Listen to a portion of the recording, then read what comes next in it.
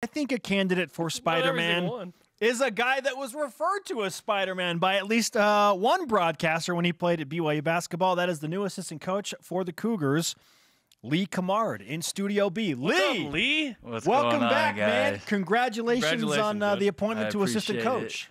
Nobody's happier to see you two this morning than I am.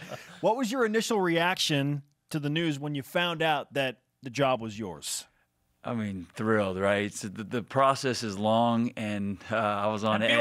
I was on edge, you know, for the last 3 weeks. But when Coach, you know, called me in and he basically put it out there, I was thrilled. You know, it didn't matter what came with it. I was ready to be it. Are you graduating right now, or do you still have some more grad school? I have 2 classes to finish in the spring, and then I'll be done. Gotcha. So, so if you didn't get this job, potentially you may have needed to move on somewhere else? Potentially. Okay. Yeah. Yeah. So when he offers you the job, what's like the first, were you surprised? Were you like relieved? What's like the feeling? Immediately relieved, and then totally excited and happy for this opportunity. And just, Coach is somebody I hold in such high regard, you know, as far as what he's helped me become in my life. And to have him give me another opportunity, I was really grateful. Was there any negotiating hesitation? Well, I'll have to think about it. There wasn't. No, there wasn't. It was ready. I was ready. Let's go. You know. Yeah, exactly. Dave said he thought you'd be a rock star in the industry. That was a quote, I think, during the season. Did you think it happened this fast, getting an assistant coach job here at BYU? You know, my intention coming back was I want to be an assistant coach by the time I'm done with my grad program. I didn't know if it would be here at BYU. Check. Yeah. I mean, you know, I set that as a goal, and so I'm a big believer in goals, and so when it happened, like I said, I was thrilled, but that was kind of my intentions of coming back, being a GA, not necessarily at BYU. Thrilled that it's at BYU, and I get to be around the guys, you know. But yes, that was the intention. Your suit game is already on point. No change there. You looked like an assistant exactly. coach, not a grad assistant. Yeah. But now that you have the official title, how does your role change going from graduate assistant, where you were still heavily involved, to now a bona fide assistant coach? Yeah, I think that one of the main things that's going to change as far as just the relationships, it has to be different from GA to assistant coach, right? As a GA, you can, you know, be all buddy and best friends, and I'm still going to be buds with those guys. Like, I love these guys, and I like spending time with them, but now, you know, I'm going to have to jump in them a little bit, you know, when we get on the practice court, and they be able to trust me more than just as a friend, but as a coach. Are you okay being bad cop, if you will? I think I have a little bit of it in me, and I think that goes back to the trust and the respect that I have with these guys, and they have for me. I was going to ask that same question, because not all staffs maybe have to have one, but there needs to be a certain amount of accountability. So I was looking at this staff, and I was like, well, Heath was kind of the accountability guy, it felt like, from last year, so kind of who takes on that role. But it's not always one for one, right? Like, you're not replacing Heath, but perhaps some of those attributes need to be gobbled up by the group or something. I would think the group would swallow Heath's bad cop attribute that he had. Heath was phenomenal at being able to be in a guy day in, day out, but also put his arm around him after practice, you know, and just talk through things.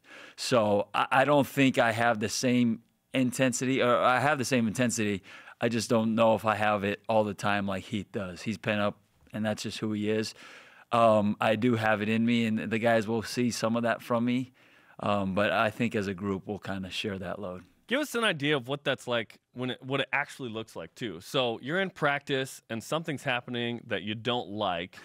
So how does that manifest itself? But then how do you guys react after practice? Because it's not like there's one guy and he's just always yelling at people. It's it's more of a loving experience over time, right? Like, you guys are a group together. I mean, first thing with Heath, there was always a guy yelling and getting in guys. But I think it's gradual, right? Where you can kind of have a side conversation while practice is going, where you're not interrupting and distracting from the practice. And then as it continues to happen, something that you see that you don't like, then it gradually amps up a little bit, right? I don't feel like this is new to you because I saw some of this from you as a player, as a leader on the court. So I guess it shouldn't be that surprising that you can step into this role and do it again, right? I hope to. I mean, I feel that as a teammate, you know, you got to always hold your teammates accountable. And for us to be as good as we can be, accountability has to be at the forefront of what we do. What do you feel like you do well already? Because there's always conversations around coaches like, oh, he's a great X's and O's guy. He's a great film guy. He's a great recruiter. But what do you feel you do well right now? I feel like my relationship with the players is my best attribute right now. I hope to improve in a lot of different areas as far as being a coach. But my day in, day out relationship with these guys and being able to connect to them and help them connect to the staff is one of the things I feel like I bring to the table right now. When I was a student in high school and even middle school, I remember thinking, if I was ever a teacher, I would not do this. Yeah. So now that you're an assistant coach, what's the thing you're like, you know what, I really don't want to do this, or I really want to do this? Well, it's a hard thing. It's something I've thought a lot about because you see coaches in the college game that have longevity, and it seems like they're kind of a dictator, kind of angry, always in guys. And you know, truth be told, that's the Coach Rose that I played for, right? He was intense. And I really appreciate that from him, you know, at the end of the day. And you think back to some of the high school teachers you had, the guys that held you most accountable, that's who you appreciate the most. So I think that's one thing, doing it maybe more in a positive way for our guys, but accountability and just that respect and trust, I think, is important. It was, you know, kind of cool for us in our position to sit back and look at the support that you got on social media from former players and teammates and current players. What has been the most surprising, I don't know, phone call or message that you have received since you've been named the assistant coach? Well, I've gotten a lot of congratulatory texts and calls, and it's been great. The amount of support has been kind of surprising to me. The most unique, my accountant reached out to me, you know, and said, hey, congrats. Well, my Sunday school teacher from the ward reached out and said, congrats. I don't know. Your accountant's excited for obvious reasons too, right? Exactly. He knows I'm going to continue to be around and use him. I mean, literally, as I was walking in here, Danny called me and congratulated Danny me. Ainge. Yeah, Right. So that was pretty cool, you know, as a guy I what did he say to respect. you? He just said, you know, I'm happy for you. It's good to have a younger guy on staff and bring some energy and vigor into the staff, but just was you know, congratulatory towards me. We've been talking a lot about the non-conference schedule that's been reported, but some games not announced and whatnot. How much more needs to be filled out of the schedule? It feels like we know about half. Yeah. Is most of it filled out at this point? I think there are a couple more games. I don't know what's done and what's not done, so I'm not going to go there.